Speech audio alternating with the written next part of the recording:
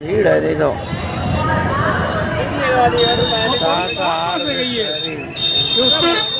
पता नहीं कहाँ से जो पब्लिक आई है।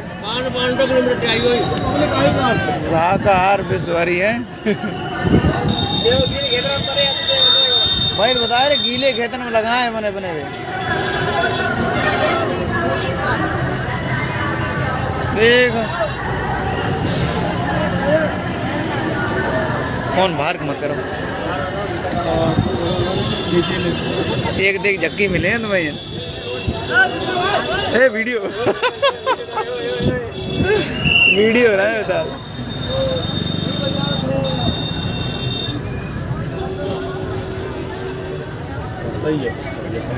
बहुत तगड़ी भीड़ है यार।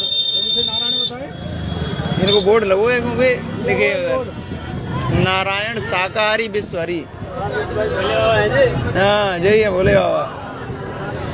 ये भंडारा चल रहा है यहाँ पे।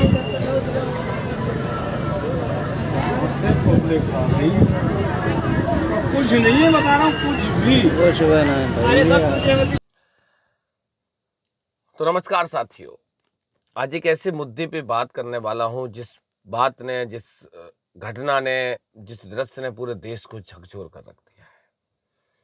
आप देख सकते हो कि आपने देखा कि पूरा वीडियो जो 1 मिनट 14 सेकंड का था, और पूरे वीडियो में अगर देखा जाए तो हजारों की संख्या में एक ऐसे व्यक्ति के अनुयायी, एक ऐसे व्यक्ति के भक्त जो कभी उत्तर प्रदेश की पुलिस में रहा, हेड कांस्टेबल के पद पे रहा, लगभग 12 साल उसने इटावा जैसे जिले में अपनी सेवाएं दी। और कहा तो ये जाता है, चूंकि जब जानकारी ली गई तो पता ये चला है कि वो व्यक्ति जब पुलिस में था, सेवा में था, तब से ही उसने सत्संग करना शुरू कर दिया था।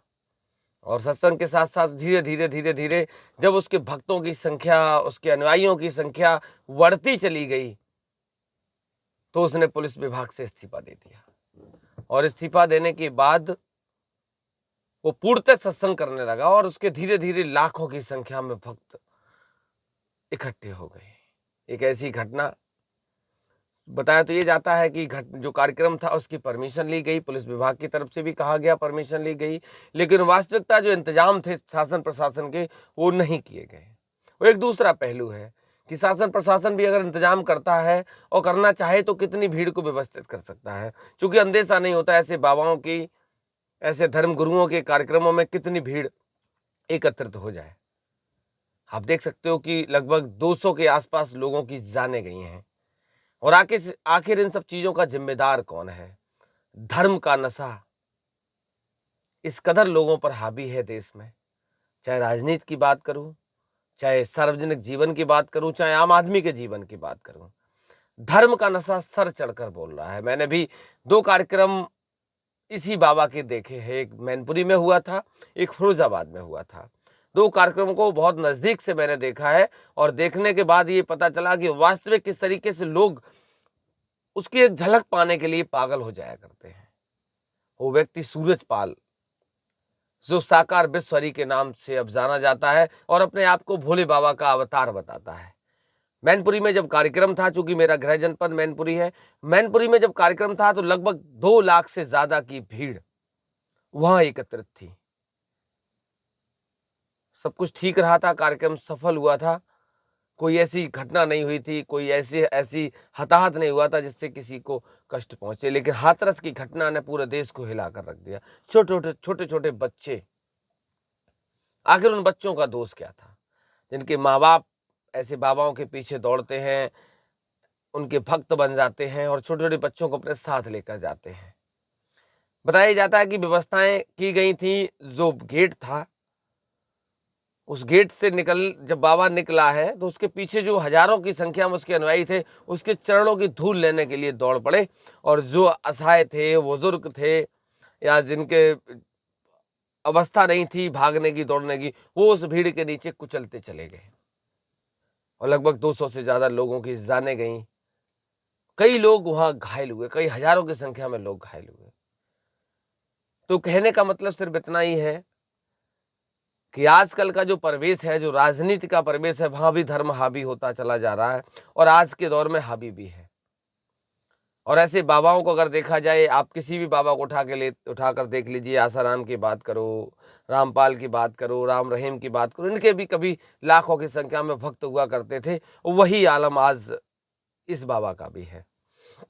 ये धीरे धीरे इतना बड़ा साम्राज्य खड़ा कर लेते हैं कि सरकारें इनके आगे नतमस्तक हो जाती हैं। आप किसी बाबा को उठा के देख लीजिए।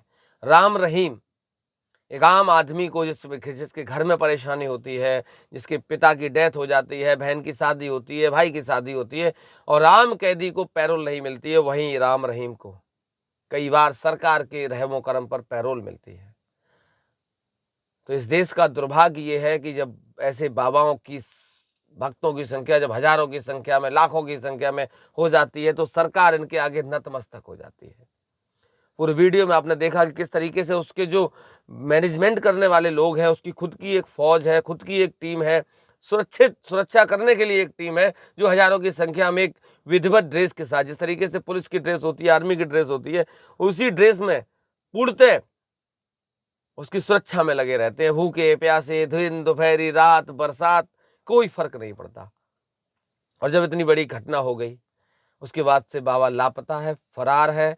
उसके सारे अनुयायी, सारे भक्त जो पूरी व्यवस्थाओं को देखते थे, वो भी सारे लापता है। पुलिस खोजबीन में लगी हुई है। तो सिर्फ मेरा एक ही निवेदन है, जिन लोगों तक हमारा ये वीडियो पहुंचे, एक ही निवेदन है कि आत्मा ही परमात्मा है। अगर आपकी आत्मा संतुष्ट है तो आपसे परमात्मा ऑटोमेटिक संतुष्ट होता है। इन बाबाओं का पीछा छोड़िए, ये सिर्फ अपनी दुकान चलाते हैं और भोली भाली जनता को वर्गलाकर हजारों करोड़ों का साम्राज्य खड़ा कर लेते हैं। आप किसी बाबा को उठा के देख लीजिए। एक मामूली सी पुलिस की नौकरी करने वाला व्यक्ति आज लाखों लोगों का देवता, भक्त, बाप बन बैठा है। तो सिर्फ एक ही संदेश इस वीडियो के माध्यम से है कि आप लोग जो पहला 1.5 मिनट का वीडियो, उसको देखने के बाद अंदाजा लगा सकते हैं कि घटना कितनी भयावह होगी। तो लगातार मेरे साथ बने रहिए। वास्तविकता कुछ ना कुछ नया दिखाने का और बताने का प्रयास करता रहूंगा। तब तक के लिए